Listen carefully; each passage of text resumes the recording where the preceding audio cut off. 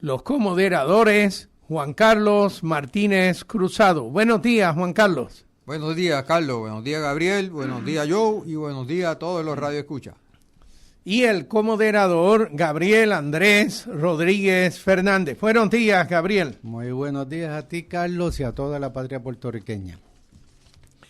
El objetivo de este programa, Voces de la Soberanía, es educar al pueblo sobre la valía y los beneficios de la soberanía para Puerto Rico. Soberanía es un ejercicio del pueblo sobre el cómo vivir su presente y su futuro. Y en ese sentido es importante que nos eduquemos sobre cómo lograr esa soberanía, tanto en nuestro presente, en las acciones del día a día, como en la construcción del futuro para la patria de los puertorriqueños. Y ese es nuestro objetivo como programa, educar al pueblo sobre la valía y los beneficios de la soberanía para Puerto Rico. Y que estamos en una situación de crisis perpetua de esta colonia que hace que la soberanía no sea solo una aspiración ideológica, algo utópico, es una necesidad urgente. El pueblo de Puerto Rico, tanto el de Puerto Rico como incluso el de la diáspora, necesita que la patria, este archipiélago puertorriqueño, sea el lugar donde podamos ejercer la soberanía sobre nuestro futuro común y superemos todas estas limitaciones que no nos dejan progresar, que incluso casi nos dejan sobrevivir. Son limitaciones impuestas por la situación colonial de territorio ocupado militarmente por Estados Unidos y que establecen todas las reglas de juego en la economía, en la política y en todo según le conviene a ellos y nos hunde a nosotros en una crisis perpetua. Es bueno que la juventud se ha ido dando cuenta de eso y muchos no tan jóvenes también, pero hay que tomar conciencia y tomar la iniciativa de que la soberanía es posible, es necesaria y que hay que trabajar por ella todos los días. Es curioso el que miramos a nuestro alrededor, que en muchas ocasiones los esfuerzos que se hacen en la dirección de levantar tan siquiera el argumento de la soberanía, hay ocasiones en que surgen pequeñas iniciativas locales, iniciativas por esbirros del imperio e iniciativas por el imperio mismo que van en contradicción a aquellos desarrollos que se hayan podido hacer en beneficio de la soberanía, en beneficio de tan siquiera discutir lo que es la soberanía como una alternativa para el pueblo puertorriqueño. Pero vayamos entonces al asunto de nuestro segundo anuncio. Ese fue nuestro primero. ¿Qué cosa es soberanía y por qué nos interesa? El segundo anuncio tiene que ver con nuestra dirección electrónica, voces.soberania@gmail.com. A esa dirección nos puede usted mandar sus comentarios, sus sugerencias, sus críticas, sus felicitaciones, y nosotros prestamos atención en programas subsiguientes.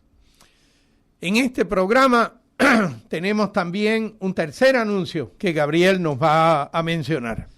Sí, es que este próximo lunes, 22 de diciembre, es el 130 aniversario del natalicio de nuestra bandera.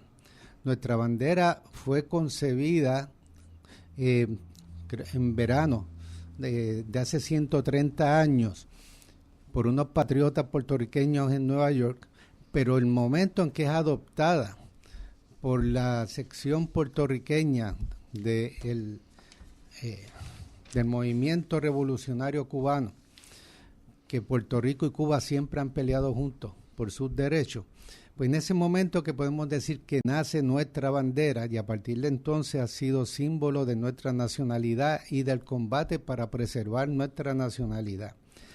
Y en ese sentido, y en el intermedio y durante el camino hubo periodos en donde la bandera fue proscrita. La mayor parte del tiempo de estos 130 años estuvo proscrita. Solamente la legalizaron a regañadientes con el invento del Estado Libre Asociado como una forma precisamente de aplacar la importancia que tenía la bandera como símbolo revolucionario, pues trataron de oficializarla para que no fuera ese emblema revolucionario solamente. Y aún después de eso, sabemos que por décadas los que usaban la bandera en la universidad, en los eventos obreros, eventos culturales, eran vistos como subversivos, independentistas y perseguidos y macaneados en muchos casos en la universidad. Así que aún después de legalizada la bandera, ha sido un símbolo de lucha y de resistencia. Bueno, en tiempos no hace tanto tiempo, tener una calcomanía de la bandera de Puerto Rico en el carro era casi una garantía de que un policía te iba a parar para darte un boleto por la razón que fuera. Exacto, sí, mientras estábamos en la universidad y poco después de la universidad, eso era así. Y tener la bandera, pues más todavía. Y tenemos la bandera todavía porque muchos, miles de puertorriqueños y puertorriqueñas a lo largo de nuestra historia, a partir de que nació la bandera, estos últimos 130 años, han luchado por defenderla. Y reconociendo eso, el movimiento independentista nacional ostosiano hace 3 años comenzó unas ceremonias de poner o renovar banderas en tumbas de conocidos nacionalistas y patriotas puertorriqueños en diferentes camposantos de la región oeste, porque esto es una iniciativa de acá de la región oeste, centro y corazón de la resistencia. Y ya tuvimos esta semana, ayer viernes, en los cementerios de Añasco, llevando la bandera a la tumba de Pedro Baije Chapel, y en el cementerio del Poblado del Rosario en San Germán, donde reconociendo la historia de otros 2 nacionalistas allí. Y hoy, a la 1:00 p.m, se va a estar haciendo un reconocimiento y cambio de bandera en las tumbas de Rafael Cancel Rodríguez y Rafael Cancel Miranda y del profe González en el cementerio privado Vivaldi en Mayagüez, hoy a la 1:00. Luego, en el cementerio Vivaldi, aquí en Mayagüez, a la 1:00 p.m, en la calle Betances. En la Cuesta de las Piedras, como dicen. Y hoy también a las 3:00 p.m. se va a estar cambiando la bandera del busto del patriota José de Diego en la entrada antigua del Colegio de Mayagüez. Ya mañana, a las 10 de la mañana, se va a estar haciendo lo propio con las banderas de la tumba de la heroína nacional Dominga Cruz Becerril, del patriota Iván Maldonado Aguilar y del patriota Rafael Méndez Negrón en el cementerio municipal nuevo del barrio Sábalo en la avenida Corazones de Mayagüez, mañana domingo a las 10 de la mañana. Y mañana domingo a la 1:00 p.m, la ceremonia se traslada a Cabo Rojo, al cementerio municipal de Cabo Rojo, a llevar la bandera a Irving Flores Rodríguez, uno de los nacionalistas que participó del ataque al Congreso de Estados Unidos. Por último, el mismo día del natalicio de la bandera, el lunes... Eso será en el cementerio municipal de Cabo Rojo, el eso es Flores, en la carretera 308. Y entonces, el lunes, nos trasladamos nuevamente a Mayagüez a las 10 de la mañana, en el cementerio viejo de Mayagüez, en la calle Betance, el de la escalera, sí. Que se va a estar cambiando las banderas de las tumbas de los héroes Domingo Lugo, José Yoco Balet, Pablo Miranda Nieves, Miguel Sánchez Rivera, Juan Maribraz, y de los nacionalistas mayagüezanos que fueron asesinados en la masacre de Ponce, Genaro Rodríguez Iván Rodríguez, Ulpiano Perea y Conrado Rivera López. Por último, también el lunes vamos a estar poniendo la bandera en la tumba de la patriota Lidia Barreto, natural de Isabela, pero que toda su vida fue una líder independentista aquí en Mayagüez, en el barrio La Salud, y la que fabricaba las banderas que se utilizaban en las actividades acá en el oeste. Así que vamos a estar haciendo este reconocimiento. Será en el cementerio municipal de Isabela, ¿no? Exactamente, el cementerio municipal de Isabela. ¿A qué hora? A la 1:00 p.m. A la 1:00 p.m. Y en Quebradilla, a las 5:30, va a haber una ceremonia de los guardianes de la bandera, la gran bandera que hay en el mirador de Quebradilla, en Oaxaca. En Oaxaca. Pues también allí los guardianes de la bandera van a estar renovando sus compromisos de defender esa bandera, que dio trabajo ponerla y ha dado trabajo protegerla. Así que los exhortamos a también tomarse otras iniciativas, los que no puedan ir a estas actividades, sacar la bandera de Puerto Rico, honrarla, ponerla también en la casa y en otras tumbas que ustedes hayan podido identificar de parientes o conocidos que fueron patriotas puertorriqueños. Vamos a ponerle la bandera. Bueno, el programa del día de hoy quisiéramos continuar una conversación sobre este problema que, pues bueno, es Luma para Puerto Rico. El gobierno de la actual administración ha decidido presentar un caso en corte reclamando que Luma ha incumplido el contrato que estableció con los puertorriqueños y que además ha sido perjudicial la estadía de Luma como ente privado en manejar la transmisión y distribución de la energía eléctrica. Y en ese caso, entonces, es necesario la cancelación del contrato. Eso creo que lo sabíamos todos los puertorriqueños, salvo los miembros del gobierno. Lo sabíamos hace más de 3 años atrás. De hecho, muchos lo sabíamos antes de que entraran en funciones la corporación llamada Luma. Pero el gobierno tiene problemas en las neuronas y en ocasiones no, quizás como dirían allá en casa, no hay peor ciego que el que no quiere ver, ni sordo que el que no quiera escuchar. Y pues bueno, aparentemente han iniciado unos procesos legales para la cancelación del contrato. Bajo presión del pueblo, porque no porque quisieran tampoco. No es porque. Pero bueno, tenemos al aire al doctor Agustín Irizarry Rivera. Agustín, ¿estás al aire? ¿Aló? ¿Aló? No, todavía. Tenemos problema técnico acá, todavía. Pero ya aparece nuevamente. Y quisiéramos hablar sobre lo que ha transcurrido de la semana pasada para acá. Antes de la semana pasada hablamos de la presentación del caso en corte y lo que nos pareció al leer la demanda, el texto de la demanda, en donde aparentaba que el gobierno estaba reconociendo por fin que el establecimiento del contrato con Luma había sido una metida de pata, le llaman allá en casa. Y esa metida de pata, pues de parte del gobierno, estableciendo o aceptando unas condiciones onerosas para el pueblo, pero beneficiosas para el privatizador.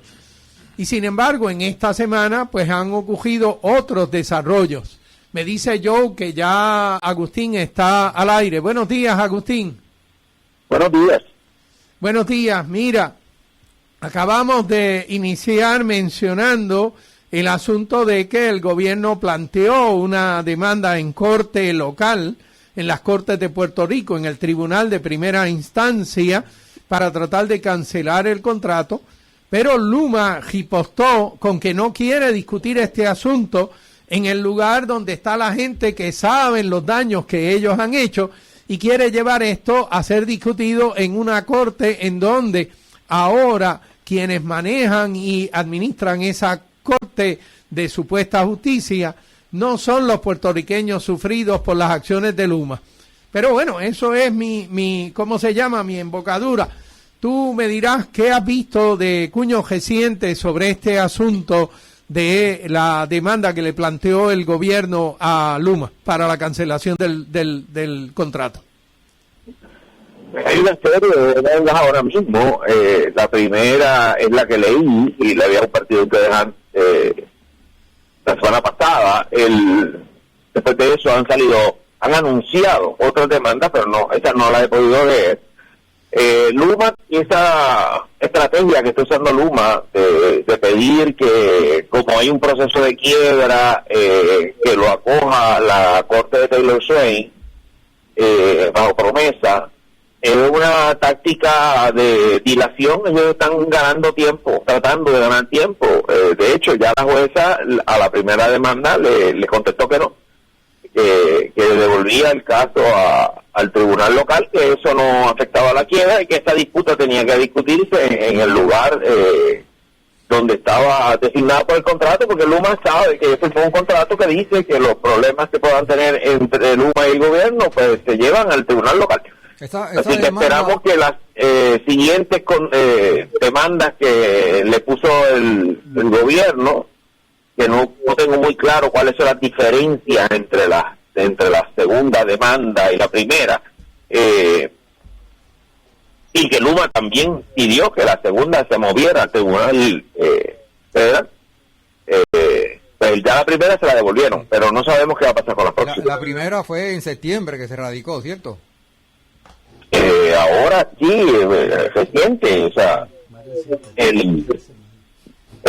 la primera que ellos objetaron, que querían que la llevara al tribunal de Swain ya rechazó aceptar eso en este tribunal. Sí, que cada vez que se ha presentado una, como esta que hace referencia a Juan Carlos hace más tiempo, ellos tratan de cambiarlo al Tribunal Federal, como señala, para retrasar la cosa, ganar tiempo. Ellos ganan todos los días, mientras más días estén ganando, mejor para ellos. Pero entiendo que una de las diferencias con estas siguientes demandas que han surgido es que la primera era de parte de la alianza público-privada de la agencia por nulidad de contrato, y que en esta segunda interviene el gobierno per se, la gobernadora, por decir así, en su función de defender al país, y que esta situación con Luma por fin han reconocido que es un peligro a la vida y salud y seguridad del pueblo de Puerto Rico, y piden la nulidad del contrato desde esa otra perspectiva. Queremos saludar, que acaba de entrar por la puerta, al doctor José Israel Alameda. Buenos días, José Israel. Buenos días a todos y a todos los que están escuchando y los presentes aquí, y a Agustín, que está por allá. Saludos, Agustín. Saludos. Oye, Alameda, tú mencionaste inmediatamente, sacaste los 3 dedos para decir que hay 3 demandas. Dime. Creo que en la tercera ya el gobierno volvió a hacer otra demanda. ¿Es cierto, Agustín? Yo escuché de 3 demandas, solo he visto una y todas salen del Ejecutivo. O sea que en ese sentido no entiendo la estrategia de picar esto en distintos asuntos, o todas alegan lo mismo, o están alegando distintas cosas en distintas demandas, pero todas salen del Ejecutivo. Es curiosa esta forma en que lo están manejando, es rara. A mí me preocupa, Agustín, y es que el gobierno se está demandando al gobierno por torpe, porque hicieron las cosas malas. Por ejemplo, todas las 3 demandas, en el mismo primera página, lo que está diciendo, el gobierno de Pierluisi hizo esto y aquí no firmaron los del interés público, por lo tanto esta demanda contrato es nulo. Pero sabemos que los contratos son entre partes, y las 2 partes están presentes. El problema aquí es que yo creo, ¿verdad? Pues a base de mi experiencia en esta como perito, es que Luma puede alegar, yo me llevé la subasta, yo me la llevé. Puede ser que y eso es correcto. Y el que firmó el contrato más fuiste tú. Así que vamos a hacer otro contrato, no hay problema. Ponlo como tú quieras ahora. entonces pues le echa las 40, como decimos acá, al gobierno, y porque no he visto que se presente por parte del gobierno algo que nulifique por falta de haber hecho de cumplimiento, pero si es así tienen que darle un tiempo oportuno para que Luma reaccione. O sea, que demanda a Luma, pero entonces tú miras la demanda y qué es lo que alega el gobierno, y el que actuó mal, de acuerdo al gobierno, fue el gobierno mismo. Sí. O sea, demanda a Luma, pero no dice que Luma hizo nada malo, lo que fue el mismo gobierno que firmó mal. Pero Correcto, eso... correcto. Y esa tipo de demanda puede causar, bueno, me parece a mí que esa demanda me parece a mí que está diseñada para que fracase, porque es un gobierno del mismo partido diciendo el gobierno anterior hizo mal el trabajo, pero si hizo mal el trabajo y no cumplió la ley, ¿a quién de ese gobierno tú estás acusando? ¿A quién va a meter a la cárcel? ¿A quién va a multar? Eso no aparece por ningún sitio y no hemos visto ninguna acción del gobierno para enjuiciar, para evaluar la gente que estaba en el gobierno haciendo las funciones que ellos están haciendo ahora. Así que es una estructura de demanda muy rara y yo creo que Luma tiene mucho espacio de maniobra. Déjame hacer una pequeña pregunta, Agustín, porque me acaban de mencionar este detalle. En la factura de aquellos que tienen medición neta, aparentemente en el último mes o en la última factura desapareció la contabilidad de lo que era la cantidad de energía que tú lograbas inyectar a la red y la cantidad de energía como separado de la cantidad de energía que ahora cogías de la red.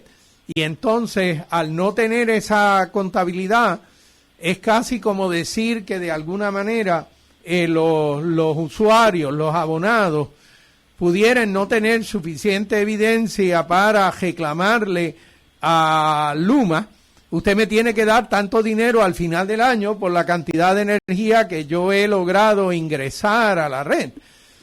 ¿Conoces algo de eso? Y lo pongo como un pequeño paréntesis, simplemente como otra cosa más que, si de veras está ocurriendo así, significaría otro abuso más de Luma respecto de los abonados. ¿Conoces algo? La factura de edición neta tiene que tener esa medida. Si no la tiene, Luma, hay que objetar esa factura. Aun cuando tengas un crédito, uno debe objetar esa factura y decir: yo quiero una investigación, yo quiero que me digas exactamente cuánto yo puse y cuánto saqué, porque de lo contrario no se puede contabilizar correctamente la medición neta. Así que el que el que tenga ese problema debería ir a objetar esa factura y a pedir investigación, porque no tiene sentido procesar una factura de medición neta donde faltan las medidas más importantes: cuánto yo puse y cuánto saqué de la red. Exactamente. No, deja de ser medición neta. Deja de ser Claro. medición neta. Deja de ser medición neta, pero yo planteo el asunto como una preocupación más de uno de tantos abonados respecto de lo que es el sistema general de Luma. Porque Luma, no tan solo el número de apagones ha aumentado, la duración de los apagones ha aumentado, y esas son las estadísticas. La repartición de los apagones a lo largo y a lo ancho del país ha sido más grande. Los daños a centrales de distribución desde el primer día de funciones de Luma han ocurrido sin que se haya aclarado cómo Luma tuvo o no que ver con eso, y quién tuvo que pagar por la reconstrucción de lo que pudo haber sido una negligencia de la compañía. Puedo seguir citando cosas, pero son cosas que todo el pueblo sabe y que el gobierno ha tardado en reconocer que este agente privatizador en realidad no ha resultado de beneficio ni para el pueblo ni para su sistema de distribución. Y entonces ahora cabe la gran pregunta de si eso es parte de lo que son estas demandas contra Luma y reclamaciones en corte contra Luma. La primera demanda, nada de eso está allí. Así que entonces, al dejar de mencionar los daños realizados sobre el pueblo, sobre los usuarios, entonces yo tendría que de nuevo enfatizar lo que tú mencionaste en el programa anterior y que ya lo mencionaste en este. esa demanda es casi como con ganas de no ganarla.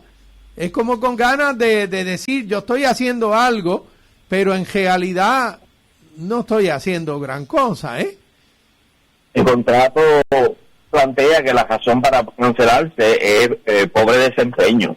Y la razón más fuerte para presentar un reclamo de cancelación es documentar y presentar ante la Corte el pobre desempeño.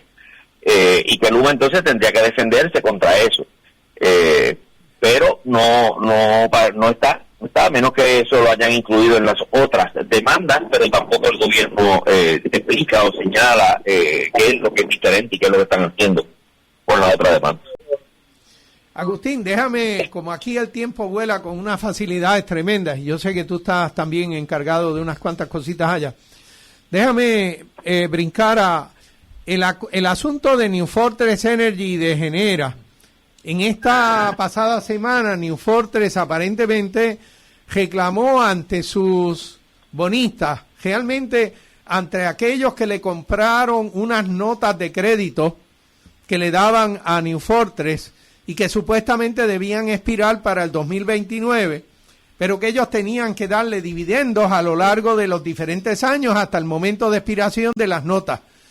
Y entonces, aparentemente, New Fortress le aseguró, le pidió a sus accionistas, a los beneficiantes, les estaba pidiendo que, bueno, pues posterguemos el pago de estos dividendos hasta el 2026, porque por el momento no puedo pagarte de estos asuntos. ¿Qué sabes de ese detalle? Y quizás yo no lo describí de la manera apropiada. New Fortress sigue teniendo los problemas que tiene de liquidez y de responderle a los que han hecho inversiones en ellos. El valor de las acciones en New Fortress se ha mantenido durante ya, diría, meses. Está casi un dólar. Está como en 1.2 dólares, a 1.20 el valor de la acción ahora mismo de New Fortress. Una acción que hace 6 meses llegó a estar en casi 4 dólares y pico, o sea, se ha perdido significativamente su valor, y hace un año atrás estaba cerca de los 17 dólares, ¿no? O sea que el valor de la acción te dice que ha logrado mejorar su condición de ingresos y obligaciones. Aparentemente las obligaciones siguen superando los ingresos, y yo dudo que estos inversionistas, que cuando invierten así a corto plazo, lo que quieren es quedarse con la empresa si no le cumple, tengan paciencia. New Fortress está desarrollando una planta de generación con gas en Brasil, y su apuesta grande ahora mismo es poner a funcionar esa planta. Así que los 4 billones de dólares que tiene de contrato con Puerto Rico para proveer gas metano es para ellos casi la línea de vida.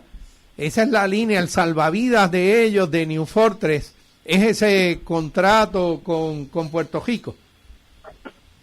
Sí, ellos entraron en un acuerdo con sus acreedores recientemente, porque no llegaron a pagarle lo que se supone que le pagaran. Lo que ha mantenido a New Fortress con la cabeza, con la nariz por encima del agua, es ese contrato que le dio el gobierno de Jennifer González para suplido de gas.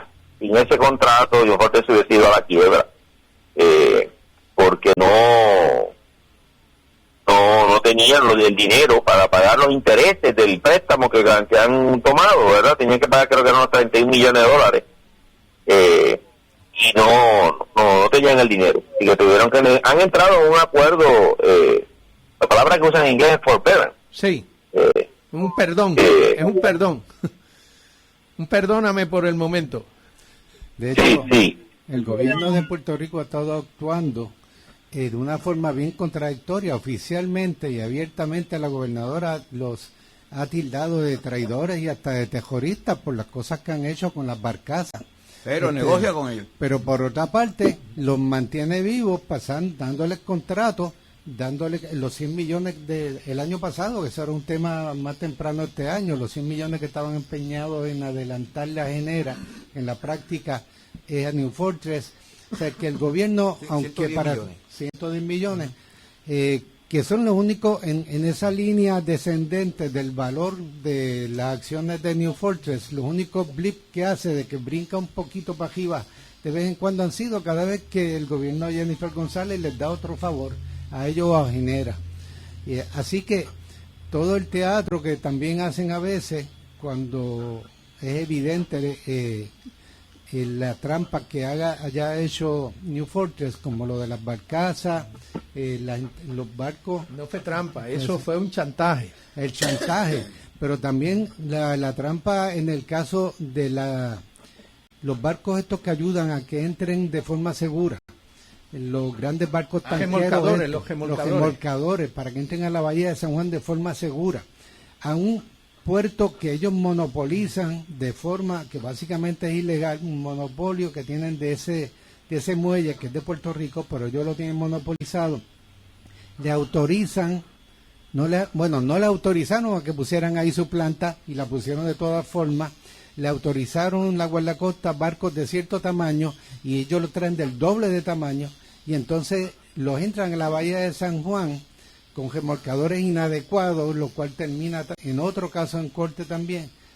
Es una situación que en cualquier país del mundo si no los hubieran votado, quizás los mandaban a gestar. Y aquí simplemente le siguen girando la gracia. En ese caso es consecuencia de que somos colonia. Exactamente. Porque estamos obligados a consumir su gas. Pero en consecuencia, el mismo juez dijo, recuerdo, que el que estaba defendiendo la posición de Puerto Rico eran los de la Unión Obrera, diciendo, no, esto no se puede hacer, esto puede pasar esto, porque el gobierno no la defendió. Y es lo que yo siempre he dicho, estamos trabajando contra enemigos y un traidor. El traidor es el gobierno.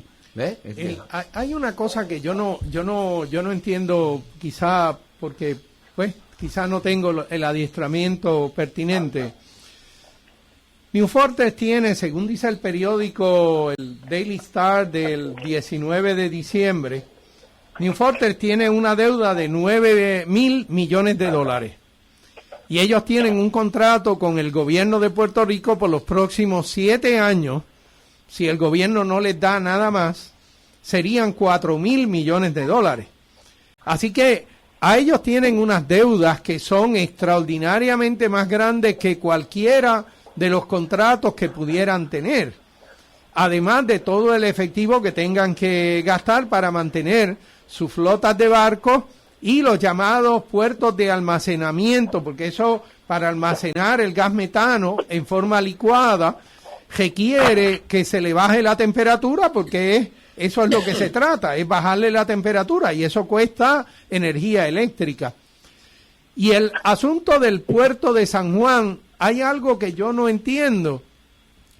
Hay cosas que tú puedes alquilarle a alguien, y en la medida en que ese alquiler no signifique daños para ti como el dueño de la propiedad, entonces tú estás obligado a responder al alquiler que acabas de hacer, al contrato de alquiler. Pero en el caso del puerto de recepción de gas licuado, entonces esto es distinto, porque esa es una de 2 instalaciones en todo Puerto Rico para recibir gas licuado, y además pertenece al pueblo de Puerto Rico. Y es necesario para propósitos de la operación de las industrias y el funcionamiento de la sociedad puertorriqueña. Así que cuando la persona que alquila ese lugar empieza a manejar esto como si fuera mío y en la manera en que yo te puedo hasta chantajear, si tú no sigues las pormenores de cómo yo voy a manejar este lugar, a mí se me hace que eso sería una violación de lo que es el puerto per se. El beneficio del puerto es para el pueblo de Puerto Rico, lo haya montado quien lo haya montado. Es más, le sale más barato al gobierno comprarle la instalación de lo que hayan hecho allí New Fortress, que simplemente el continuar subvencionando a una persona o a una entidad que te está chantajeando. Entonces, yo no entiendo ninguna de las dos cosas. O sea, la manera en que el gobierno se relaciona con Genera, se me hace que es una relación un poco, ¿cómo diríamos? Es abusiva para el pueblo de Puerto Rico, pero el gobierno se hace un poco de manos cruzadas. ¿Estoy yo interpretando esto apropiadamente o tú tienes otra idea, Agustín? No, como dice Alameda, el gobierno tiene una sociedad con New Fortress que la pone, le da un valor superior al su trabajo de velar los intereses del país. Claramente este gobierno tiene lazos estrechos con New Fortress y con el gas, y mantener este negocio fluyendo es lo que a ellos les interesa. No les interesa otra cosa. Usan a Luma como pantalla. Yo pienso que toda esta otro aspecto de la demanda contra Luma es que New Fortress sale completamente ileso de todo este proceso, porque como son empresas separadas, pues se concentra, y como la ciudadanía a quien ve todo el tiempo es a Luma, el que le manda la factura es Luma, el que manda el camión a hacer o no hacer el trabajo de reparación que necesita para tener electricidad es Luma, pues Luma es el que se ve, y New Fortress pasa por debajo del radar, y el gobierno no actúa contra New Fortress, que tampoco está haciendo su trabajo, y no le interesa, está ocupado haciendo estas demandas con Luma que son cuestionables si van a ser efectivas o no. Agustín, una tercera línea de preguntas tiene que ver con el asunto de un compromiso entre una compañía de Aguadilla, productora o distribuidora de paneles solares, quien dice que va a montar un parque de paneles solares en los llanos de Aguadilla e Isabela para la producción de 1 gigavatio. ¿Tienes alguna idea al respecto de eso? No, no conocía esta noticia, no he visto esa propuesta. ¿Cómo se llama esa empresa? No había visto eso. Sí, hay una compañía que se llama SOLX Holdings, y esta SOLX Holdings, que dice el periódico, que es un productor local de módulos solares, y entonces acaba de establecer un cierto acuerdo con una compañía de nombre Monllor, MONLLOR Capital Partners, para extender la producción y la distribución de estos paneles solares. Pero la noticia, que tiene muchas cositas que brincan hacia un lado y otro, habla del asunto del establecimiento de un parque de módulos solares que pudiera producir en el orden de 1 gigavatio en el área, y es en el área de Aguadilla.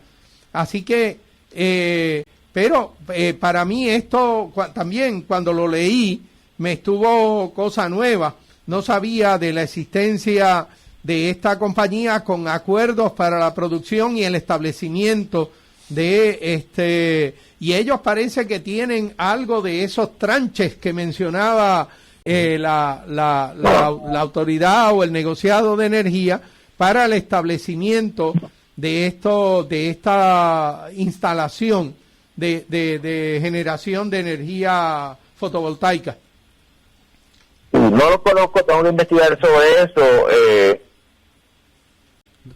No ha habido gran movimiento de parte de los desarrolladores grandes, porque todos dependen de un acuerdo de compra y venta de energía con la empresa que está en quiebra, y eso ha detenido esos procesos. El gobierno federal, el Departamento de Energía anterior, el de los demócratas, había separado un dinero para que le sirviera de garantía a estos desarrolladores grandes, que es lo que ellos favorecen, pero no sobrevivieron. O sea, llegó Trump y esas cosas se detuvieron, así que no sabemos si en esta ocasión van a gozar de algún otro beneficio.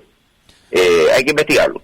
Carlos, y no dicen cuántas cuerdas de posible potencial agrícola entonces van a estar comprometiendo para esto, No. Porque Agustín nos podrá elaborar, pero entiendo que los promotores de la energía solar en Puerto Rico han señalado una y otra vez que esto de las fincas solares ni hacen falta ni hacen sentido dentro de una estrategia de romper la dependencia de los combustibles fósiles y desarrollar la alternativa solar. Sí, deberíamos tener esos sistemas en techo y estacionamiento, es suficiente, no hace falta comprometer terrenos agrícolas en finca. Esa estructura de negocios que sigue en Estados Unidos y que nos quieren respetar acá, no es razonable para nosotros. Para que tengamos una idea, la demanda de Puerto Rico es de 3.200 megavatios máximo, y 1 gigavatio son 1.000 megavatios. O sea, estamos hablando de básicamente una tercera parte de toda la demanda que hay en Puerto Rico con una sola finca solar. Eso tiene que ser gigantesco. Sí, yo no, o sea, como el artículo menciona los acuerdos entre las dos compañías y eso era el foco del artículo, los otros pormenores de dónde va a estar localizado el asunto, cuántos paneles, etcétera, nada de eso aparece allí. Ahora bien, aparece en otros artículos que yo ahora mismo no los tengo a la mano, pero hubo una persona, y recuerdo haberles enviado, creo, algunas fotos de estas cosas. Hay una persona que empezó a tratar de hacer ruido respecto de esto de poner los paneles en los techos de los edificios y en los estacionamientos. Un arquitecto del área de San Juan empezó a hacer ruido al respecto de esto.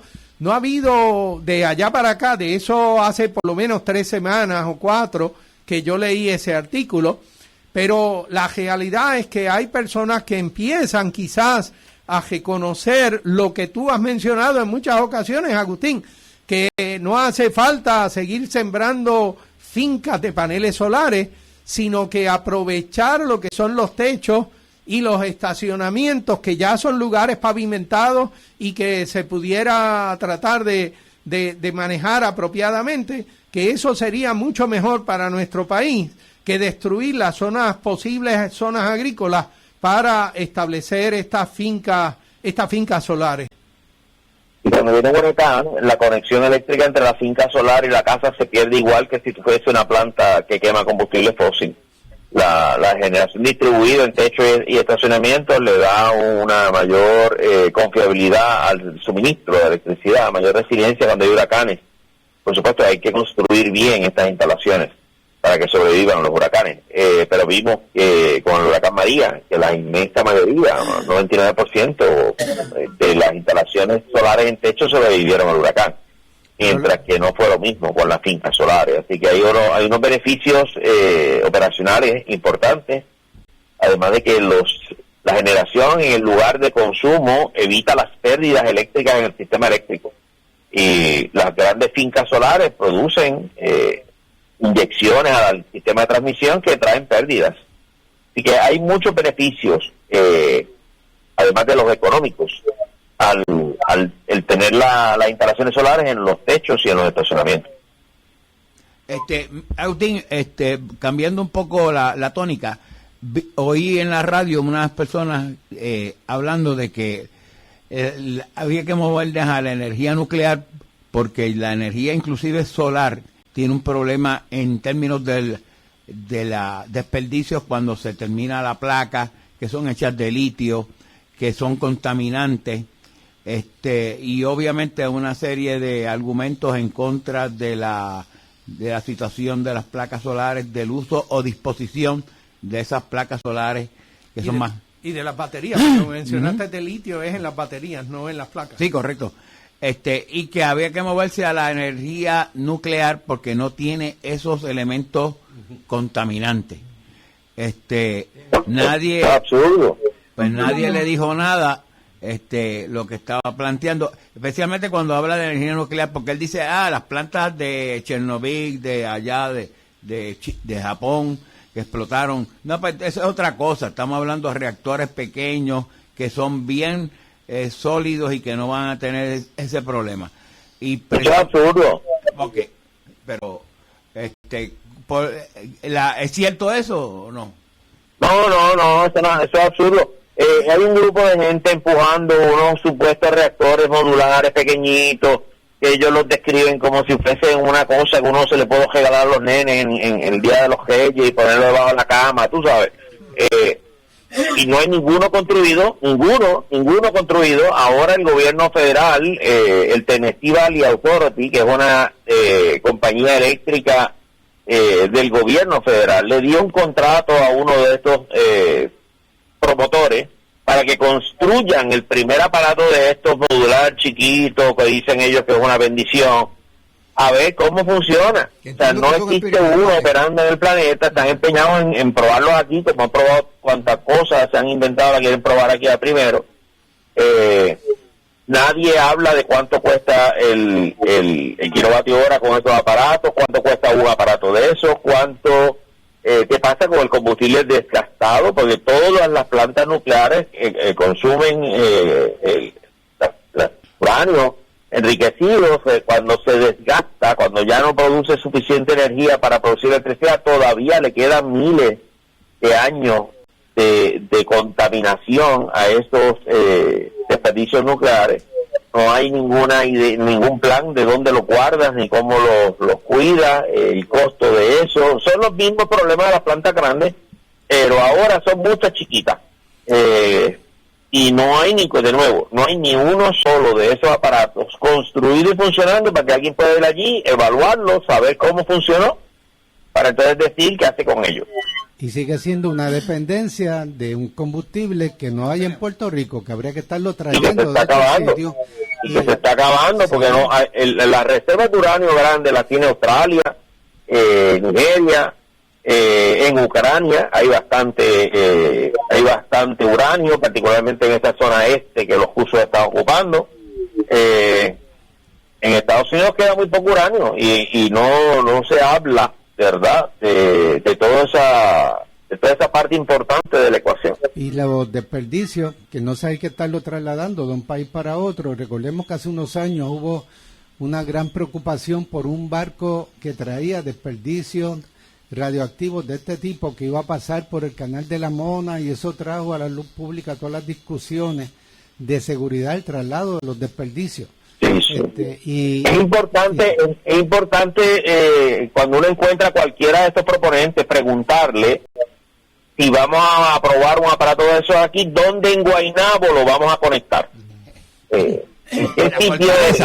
cuál de las subestaciones de Guaynabo vamos a montar el reactor nuclear tan benigno y tan bueno que todo el mundo lo quiere tener debajo de la almohada? ¿Dónde en Guaynabo lo vamos a probar para ver qué pasa? ¿Qué te contestan? Esa pregunta es importante. ¿Y en Fortaleza no podemos ensayar a eso? No, tú sabes, porque siempre lo quieren montar en Guayanilla, ¿sabes? En Mayagüez, bien lejos de Guaynabo. Pero, perdona, porque el argumento que señalaban a favor de eso era los problemas que tiene la generación solar en cuanto a cuando hay que disponer de las placas solares y las baterías. Creo que ese es un tema que sí es válido, que debiéramos estar atendiendo en Puerto Rico y que el gobierno debiera verlo si fuéramos un país soberano con una planificación inteligente pensando en el futuro del país y en el presente del país. Estaríamos buscando cómo incentivar la industria de la reutilización y reciclaje de los materiales relacionados con las placas solares y las baterías, porque eso sí es un problema que tenemos que enfrentar y que se puede convertir en una actividad industrial adicional en vez de ser un problema ambiental. ¿Qué tú crees? Sí, es una oportunidad para desarrollar un peritaje de una industria en Puerto Rico que va a ser útil en todas partes del mundo. Y el gobierno, como tú bien señalas, no está prestando ninguna atención a eso. La realidad es que las placas solares, el silicio y los otros materiales que se usaron para construir las placas solares no deja de ser silicio ni dejan de ser esos otros elementos. Cuando se vuelven a recombinar, a fundar, a fundir, se pueden utilizar nuevamente. Eso es distinto de lo que son las bajas de uranio. Las bajas de uranio, como tú bien dices, todavía siguen siendo contaminantes por miles de años y no se puede hacer gran cosa con ellas excepto sacarlas del medio para que no maten a nadie con la radiación que emiten. Mientras que lo que están en las placas solares y aún en las baterías de litio, hay que poner energía sobre el asunto para poder refundir y hacer la utilización nueva de los materiales, pero esos materiales no dejan de ser el metal o el material, el elemento que se usó para construir esas cosas. Por lo tanto, como tú bien dices, desarrollar la tecnología y tratar de atender un problema local que pudiera también ser un problema en otros tantos lugares, puede ser un desarrollo de interés, pero para eso el gobierno tendría que tener un poco de lucidez y de trabajar en beneficio de los puertorriqueños y no en beneficio de compañías norteamericanas. Así me parece que es el asunto. ¿Cómo fue? Perdón. Sí, de acuerdo. Que venden gas, el compromiso de ellos actualmente es con New Fortress y el que vende gas de Estados Unidos. Bueno, Agustín, te agradezco sobremanera tu participación y seguiremos porque esto parece que pica y se extiende sobre este asunto de las demandas y sobre lo que está allí incluido.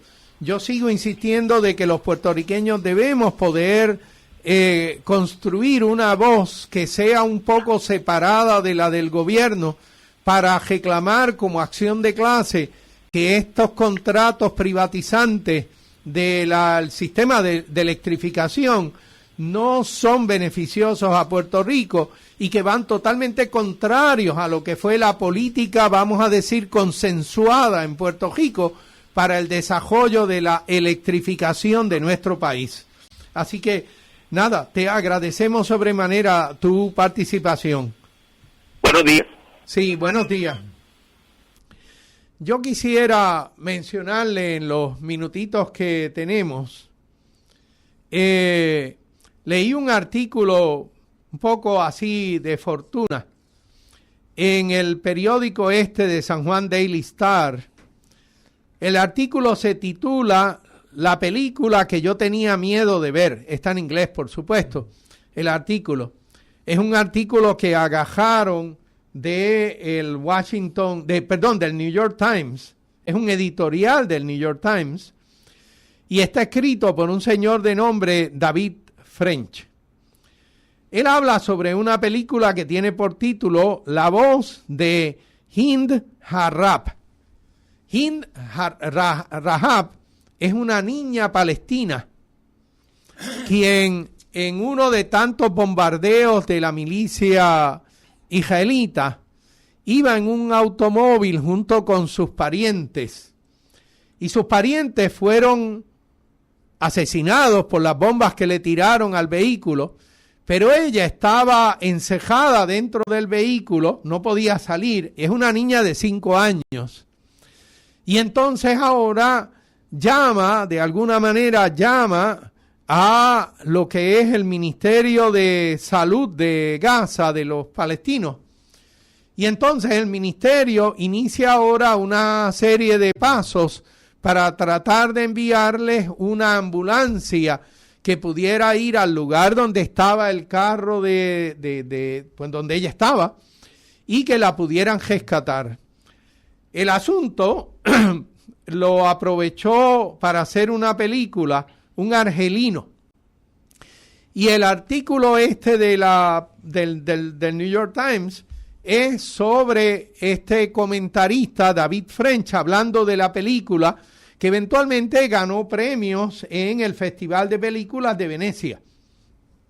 Y que en varios lugares del mundo, en muchos lugares, han tratado de conseguir copias de la película para poderla mostrar. En Estados Unidos y en Israel, pues parece que la cosa no funciona tan bien. Ahora bien. La democracia. Sí. Él dice en la película, la palabra clave se llama coordinación. Y la razón por la cual la palabra clave, coordinación, él dice, esta palabra se repite en suspiros, es gritada, es mencionada con desesperación, es gritada con desprecio, es llamada una y otra vez como si fuera una palabra mágica, un conjuro mágico.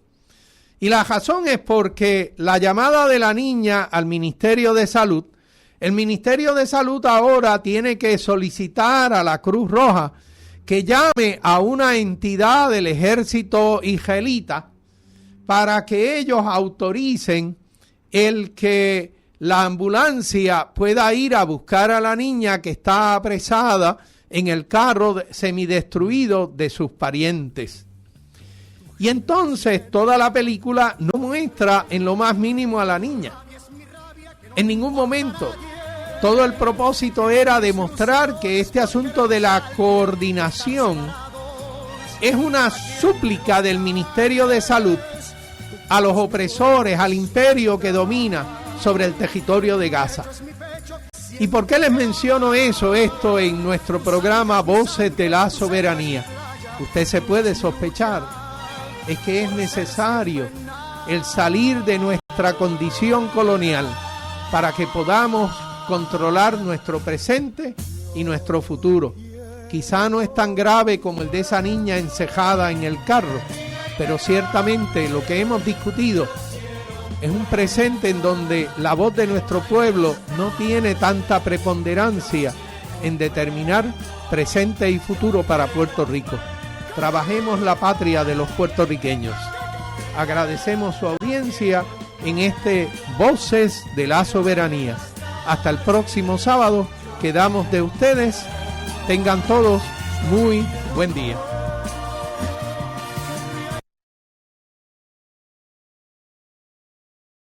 Esta radioemisora y su personal no necesariamente se solidarizan con las expresiones vertidas en el pasado programa.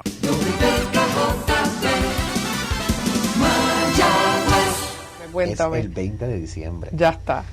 Tú llamo ya. Ya. Porque si llama